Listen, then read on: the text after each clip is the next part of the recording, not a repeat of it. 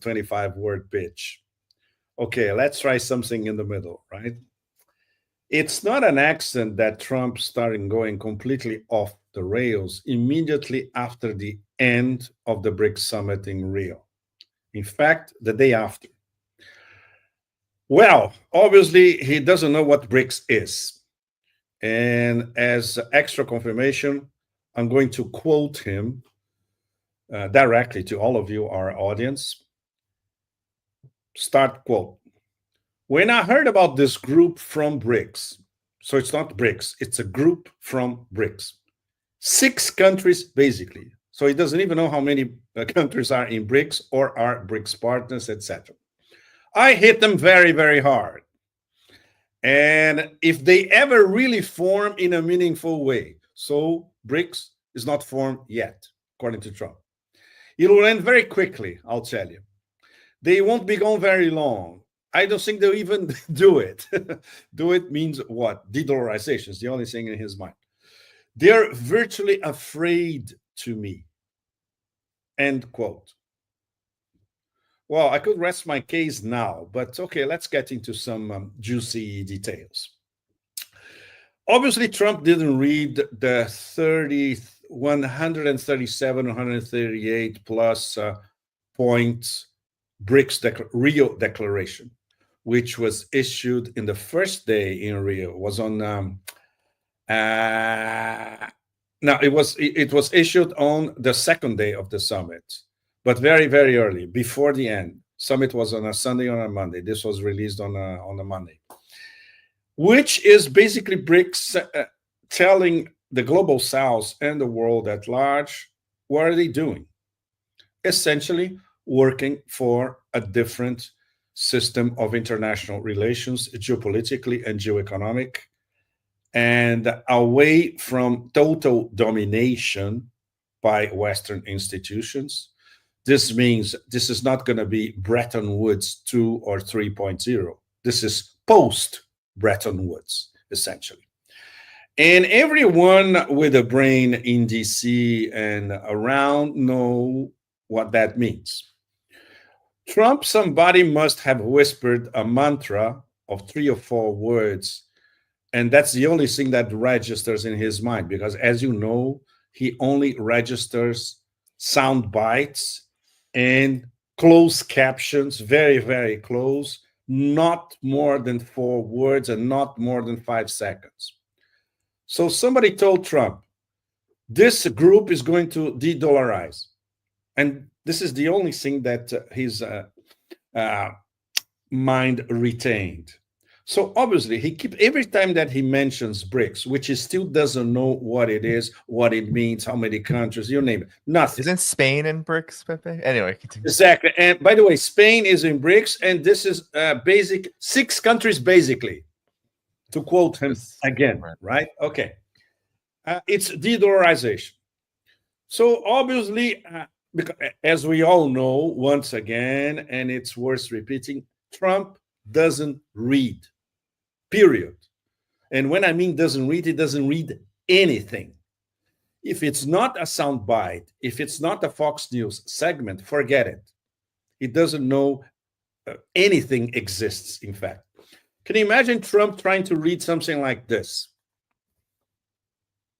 This is a very, very detailed Shanghai Institute of Strategic Studies report on BRICS, and they started in Kazan all the way to Rio, and they released this report before this, 2 or 3 months before the summit. Trump wouldn't even read the title of something like this, and this report like this explains not only what BRICS are doing, but what they have been doing since the summit in October last year in Kazan, all the way to Rio a few days ago. On top of that, Trump, of course, is absolutely desperate when he hears this mantra, de-dollarization.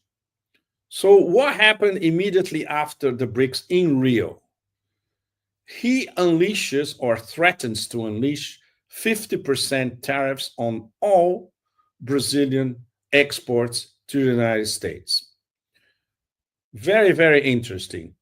The US has a trade surplus with Brazil. For the past 15 years, it's around $400 billion.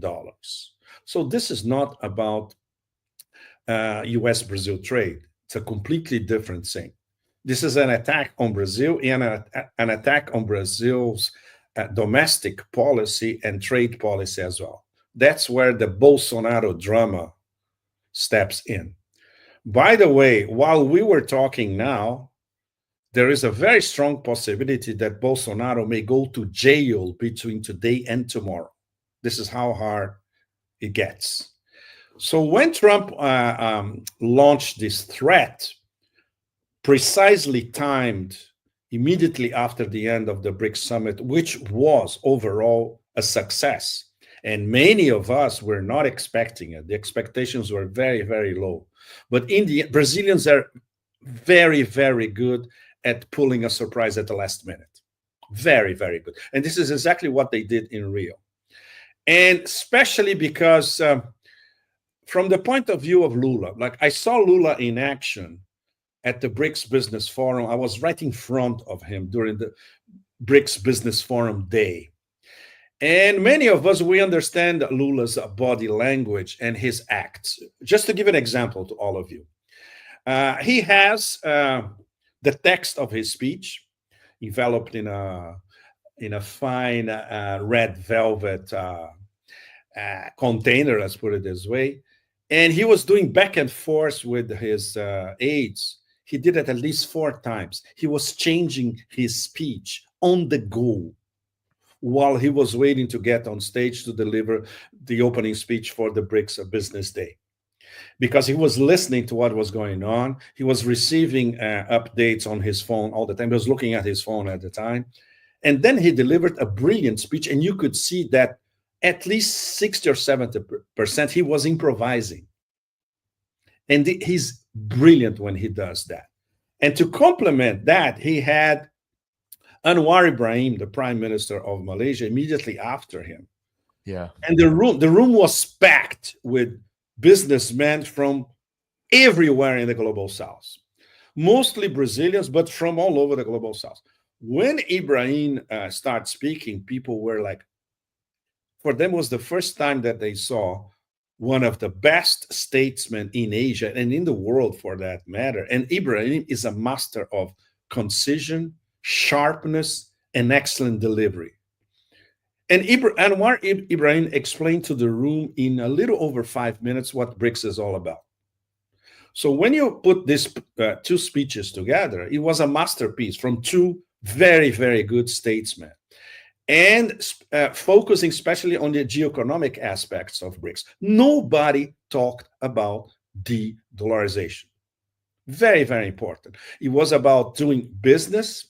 It was about integrating the BRICS regions into doing more business in their national currencies, of course. And Lula, he made a special mention to all these different BRICS groups that are linked to the main BRIC business group, which is basically businessmen. There is a group, I don't know, many of you in our audience probably don't know that. There is an institution called Women's BRICS Groups.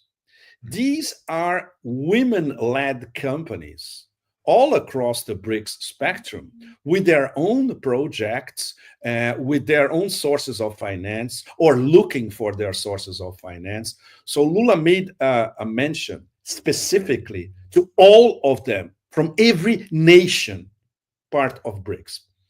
That demonstrates the respect that he has for this organizations. And there is also a body that is, we can call it the BRICS Civics Council, which basically congregates civil society in BRICS members. After this, the start of the day, Lula received personally representatives of these 3 organizations, the Civics Council, the Women's Council, and the larger BRICS Business Council. He said, well, the work that you're doing is absolutely outstanding. And this is the kind of work that you don't see in headlines anywhere, you know. And later during the day, It was fantastic. This was in a former warehouse in front of Guanabara Bay.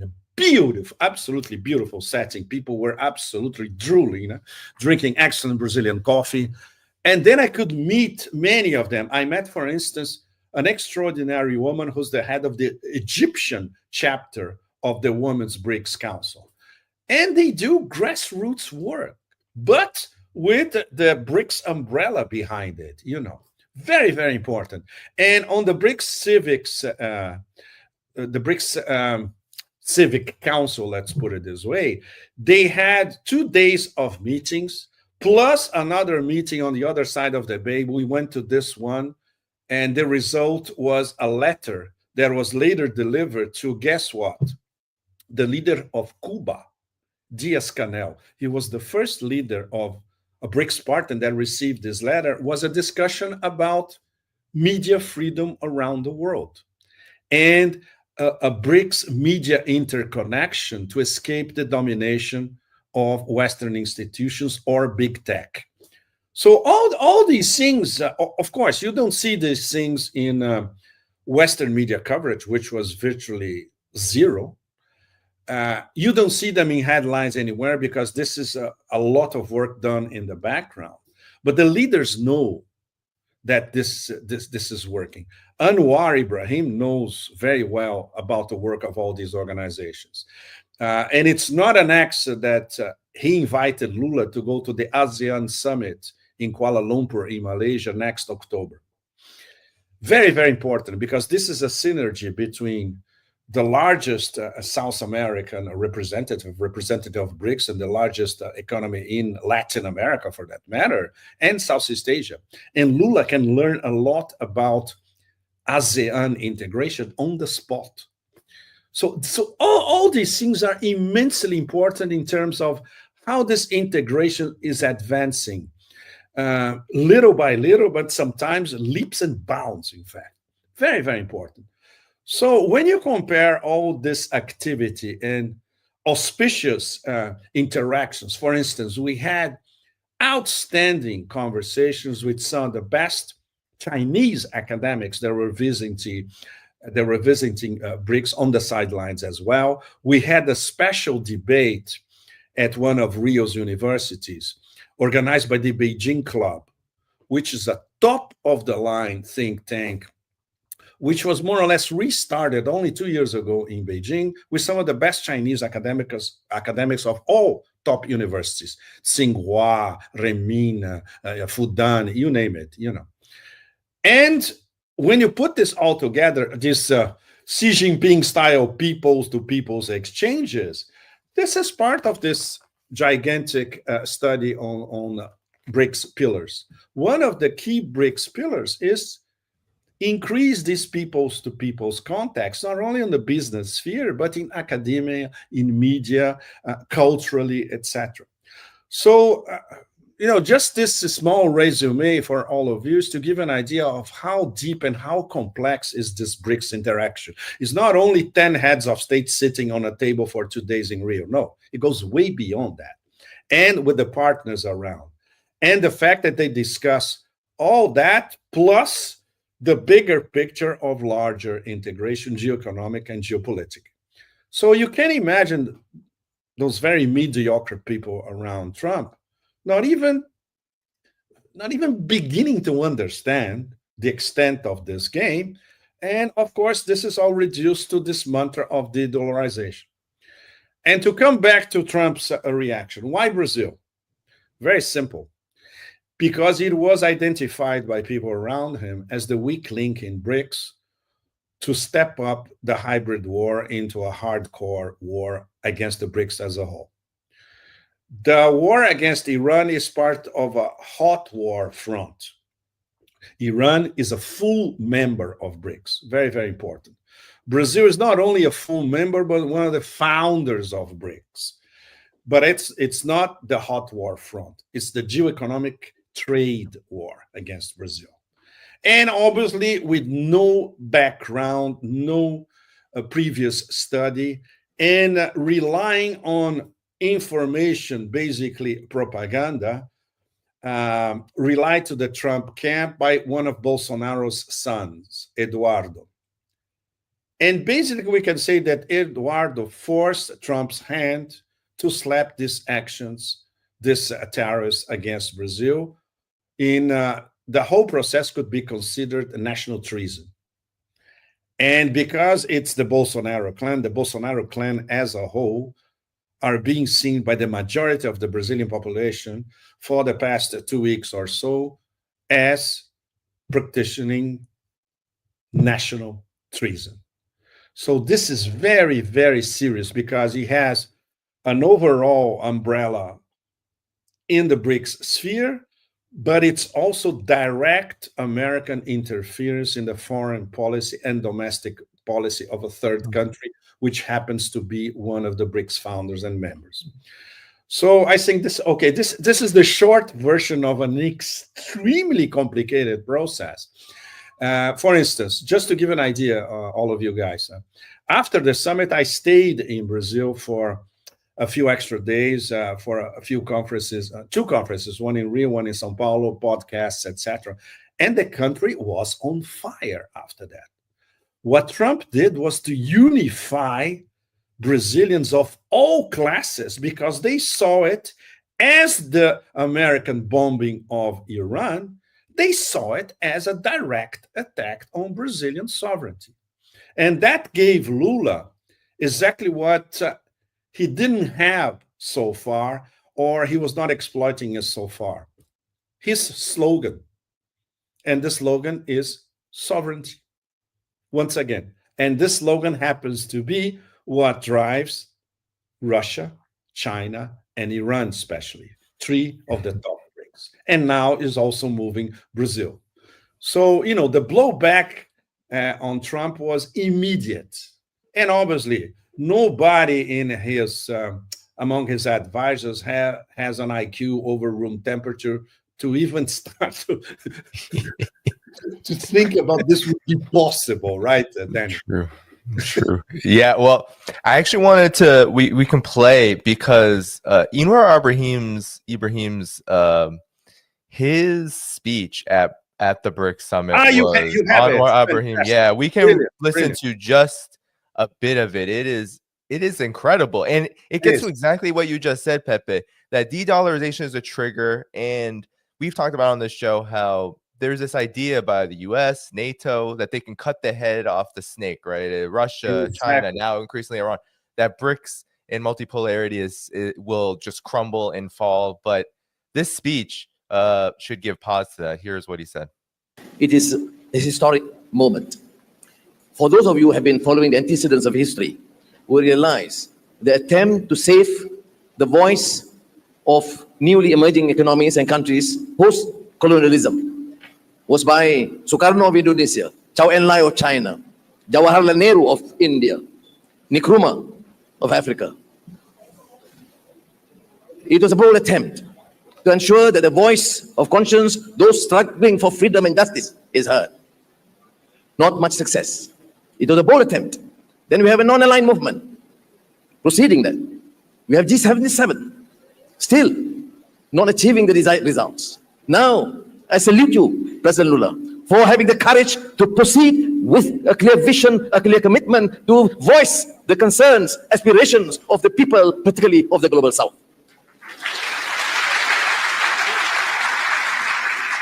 But why are we particularly encouraged? Because it is no longer an effort purely of political leadership. Political leaders have a role to initiate this reform.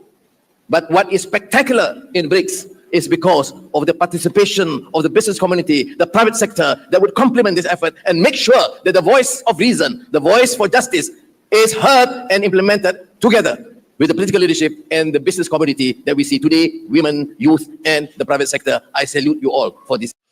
So, Pepe, he makes a direct connection to the non-aligned movement. 55. It's incredible.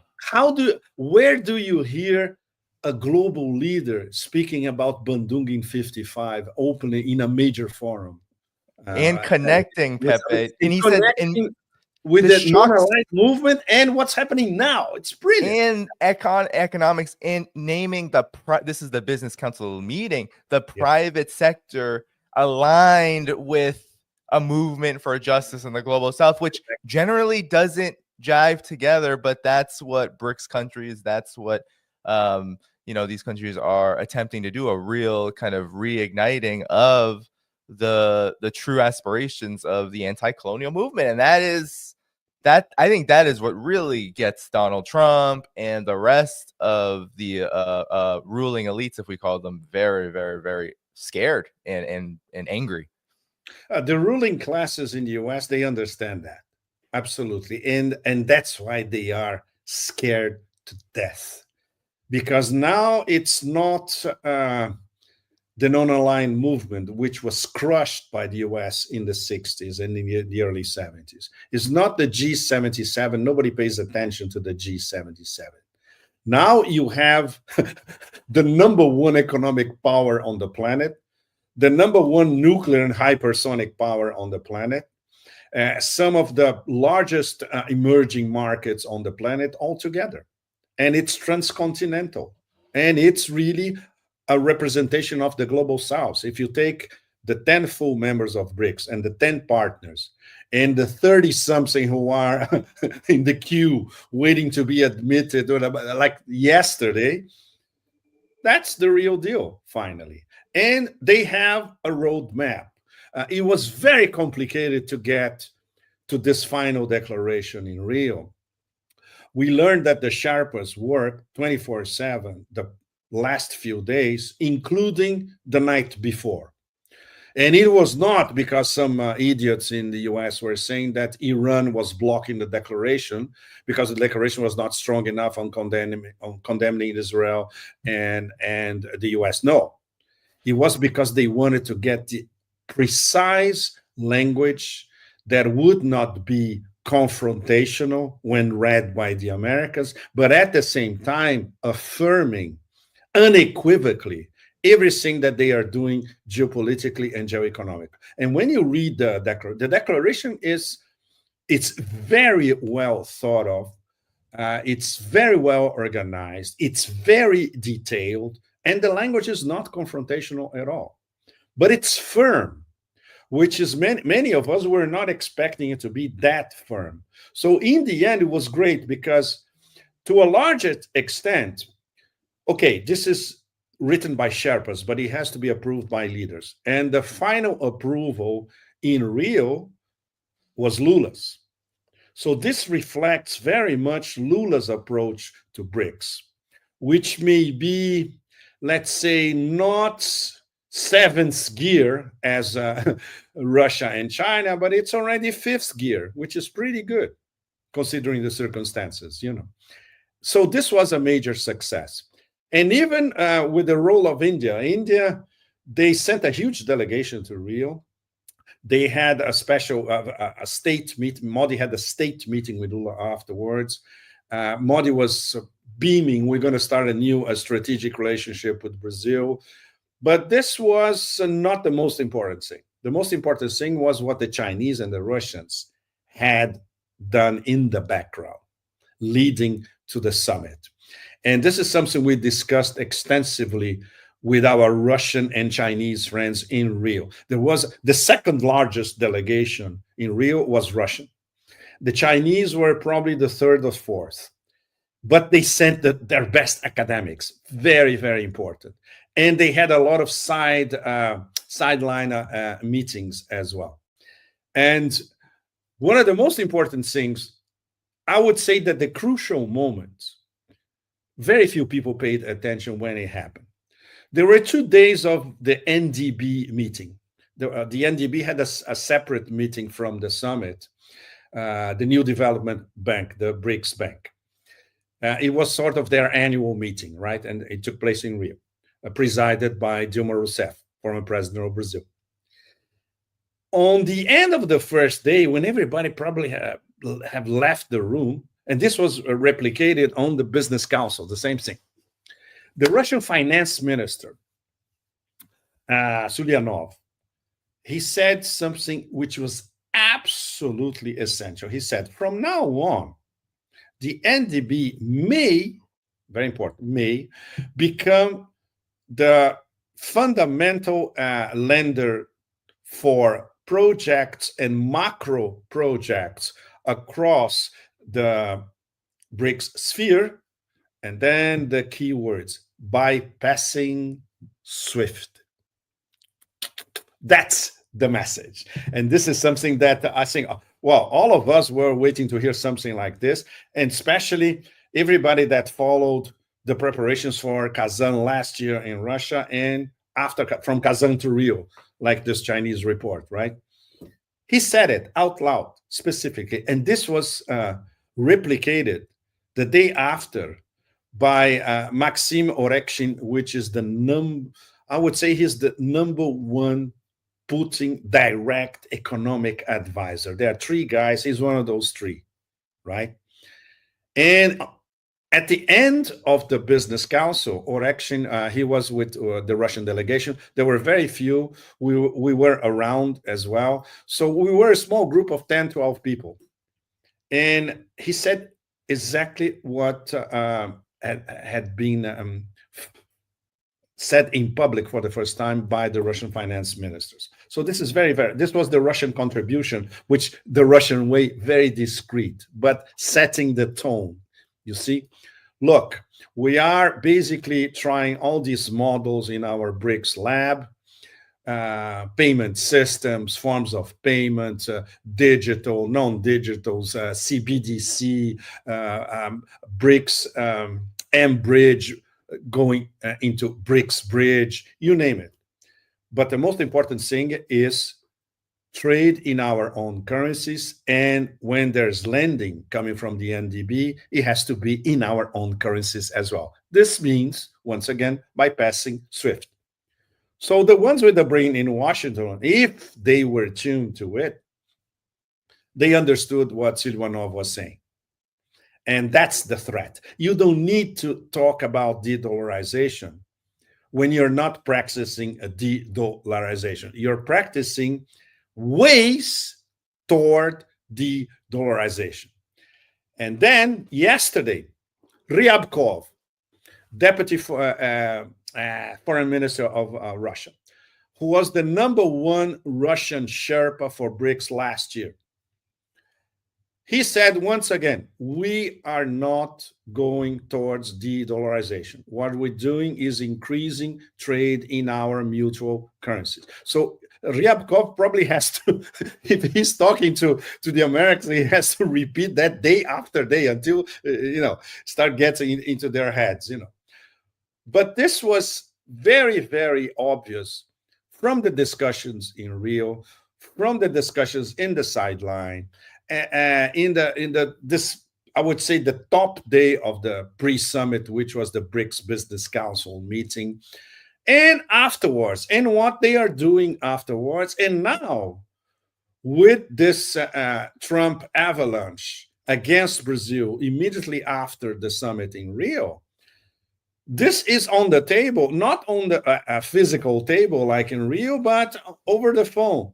Like they're talking to each other, said, you see what they're doing? Brazil, it's Brazil, anyone can be next. So how are we going to react? Well, the Brazilians they're starting to do the right thing, in fact. They are already in close contact with, especially in Asia and in Africa, and they're finding new markets. They don't need the American market. If Trump actually slaps this 50%, Lula already said, okay, I will slap 50% back.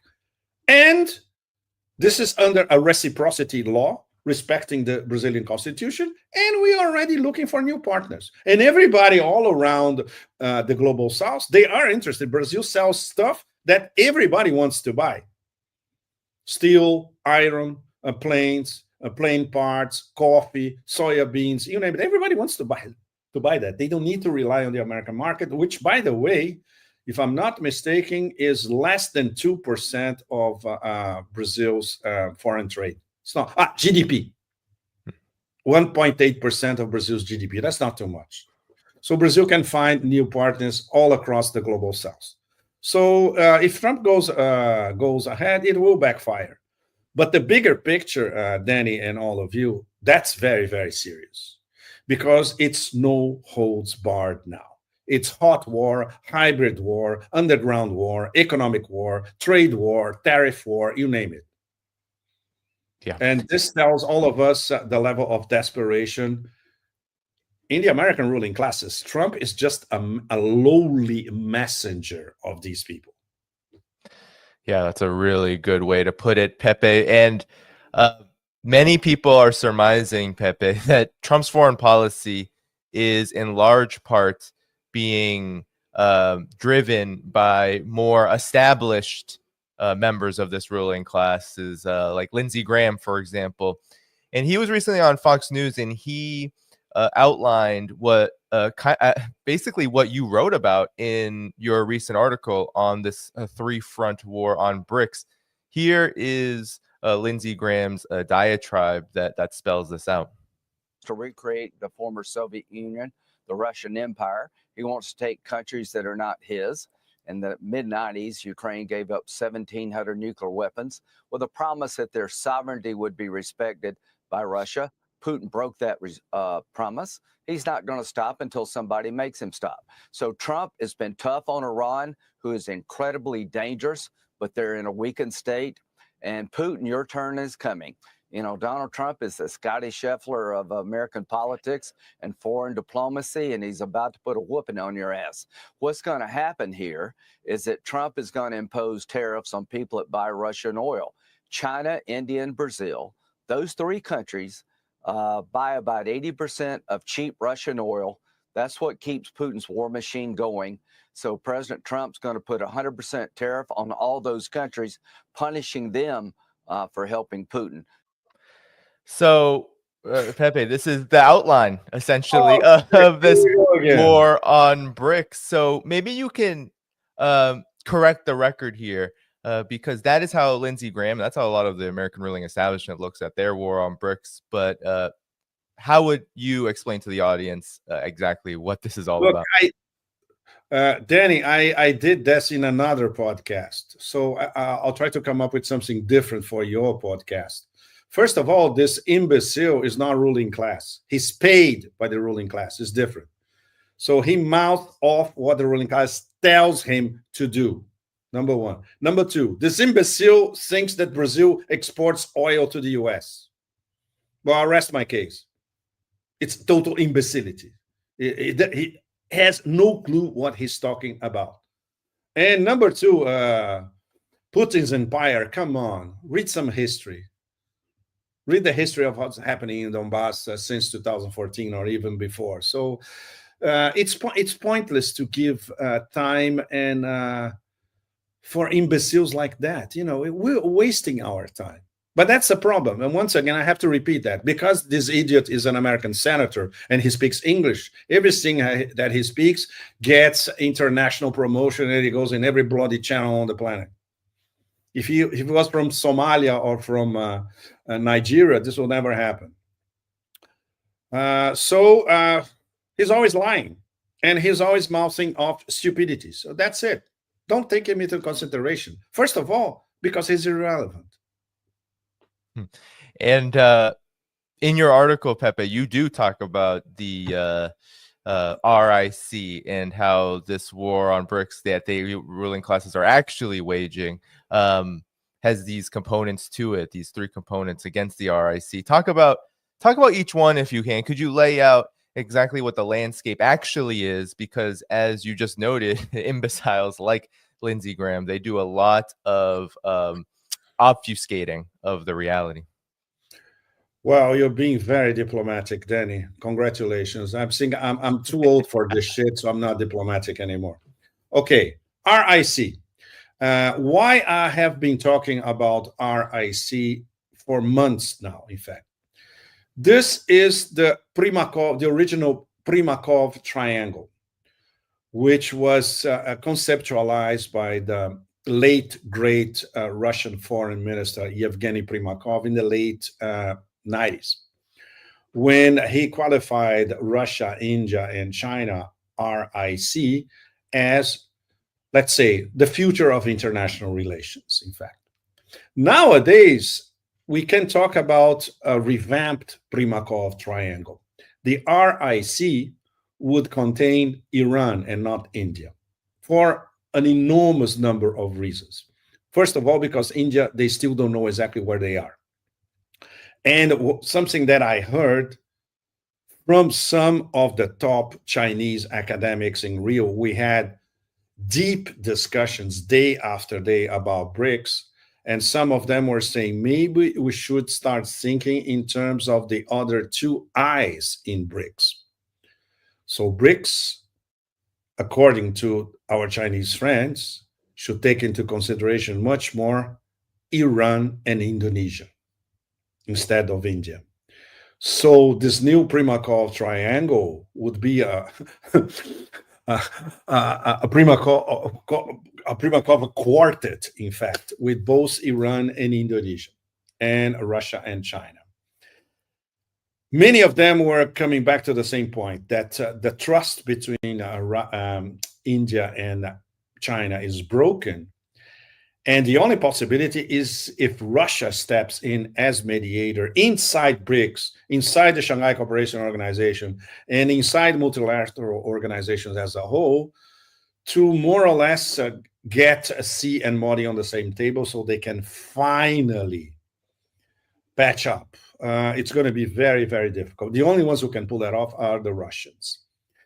But considering what happened in Rio, where India, even with some restrictions, in the end, they were following what Russia, China, and Brazil were dictating in terms of the roadmap for BRICS from now on. And very important, India they are the chair of BRICS next year. Summit's going to be in India next year. So the big question from now on until, let's say, next or October next year in India is how they are going to manage the fact that they are chair and the huge expectations and everything that was actually decided in terms of speeding up these BRICS, intra-BRICS interconnections for the next few months. So India, they have a lot on their plate and some serious decisions to make. Meanwhile, Iran and Indonesia, they are getting their place at the BRICS table is more and more solidified. The final declaration in Rio totally supported Iran in terms of the attack by Israel and by the US.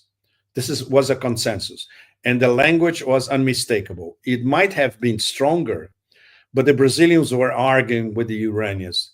It cannot be too strong because then all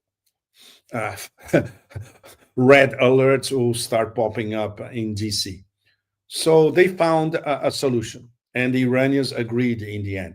And when Arakchi, the Iranian foreign minister, when he intervened at the table, when they were all at the table, the first day of the meeting, Arakchi's condemnation was really, really hardcore, much more hardcore than and everybody understood why, and everybody understood why he was doing it at the table. It's on the record now, very, very important. But the RIC, the new Primakov triangle or quartet with Iran and Indonesia, they are leading BRICS now, from now on. And in terms of diversifying the world economy, in terms of trade in their own currencies, and in terms of very close interconnections, and considering the fact that they all have strategic relationships among themselves, not with Indonesia, but soon Indonesia will be part of it as well, it's very good for BRICS integration. Of course, the 2 or 3 IQs over room temperature in Washington who are actually paying attention to that adds to their desperation, because every move on the hybrid war, hot war, trade war, tariff war against the BRICS only solidifies the BRICS even more, and solidifies them even to the point of finally this relatively dysfunctional organism, which is the NDB. the new development bank, the BRICS Bank, it's probably starting to get its act together. I had long conversations in Rio with Paulo Nogueira Batista, the Brazilian economist, who's one of the co-founders of the NDB. So Paulo knows inside out how the NDB works and doesn't work, especially. And of course, he knows how to fix it. The problem is this has to go through the top BRICS partners, members, sorry, not partners, and also the countries who are partners of the NDB. For the moment, there are only 10. That's not enough. So you cannot have a global development bank with only 10 countries as members. So the NDB has to expand.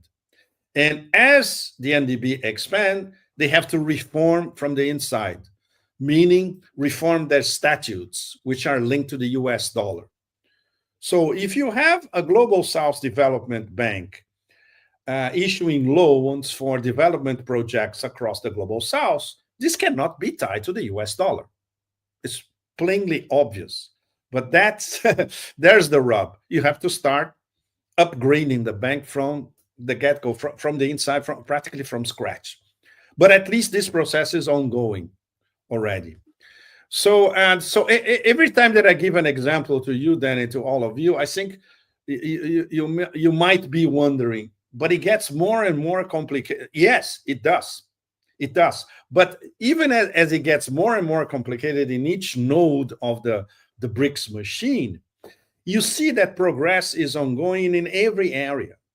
And this is something that at least the expectations that we had before the summit in Rio, they were reversed because we could see progress in every area, and especially these parallel areas: business, women's councils, civics, discussion about media, you name it. What the Chinese call the 5 BRICS pillars, which includes the famous Xi Jinping style peoples to peoples exchanges.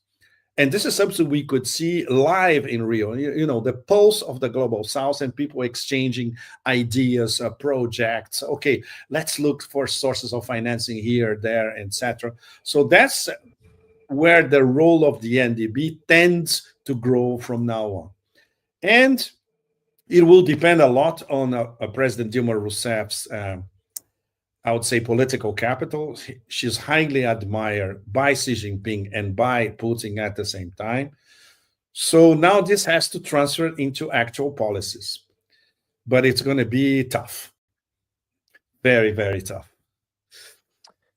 Yeah, and Pepe, I have a question for you. As you were talking, I was thinking about how when we look at Iran, China, and Russia, the real RIC or the new RIC, all 3 of them are sanctioned countries. Iran with some of the harshest sanctions given their geographic location. Russia with the most sanctions from the US and EU. And then, of course, China has sanctions on it in various sectors by the United States. So how do these 3 countries, essentially sanctioned in significant ways, how do they lead this charge? How is it happening? Because as we played earlier with Lindsey Graham, despite his lies, his obfuscation, his messengering for the ruling classes, he is speaking to a fear, it seems like, and maybe even an underestimation of what these 3 countries have been able to accomplish despite all of the adversity and the aggression against them. The West, they cannot point these countries on a map. Sorry for being so undiplomatic, but, you know, it gets on your nerves sometimes. It doesn't matter. And this is something very important among these 3. They stop paying attention to the US or whatever vociferation or threats or whatever coming to the US. The Russians are doing what they're doing. They will keep doing what they're doing on Ukraine and on the, let's say, road to de-dollarization front. China, as I saw when Trump unleashed the tariffs, and I was in Shanghai at the time, and I could sense, I could feel it, and I could see in front of my interlocutors talking to them this renewed sense of self-confidence. They say, okay, you want war? Okay, we're ready for any war you want to bring it on. And the Brazilians, which now probably going to be, in a matter of a few days, probably they're going to start to be sanctioned again. Tariffs are sanctions. In fact, it's the only policy from DC.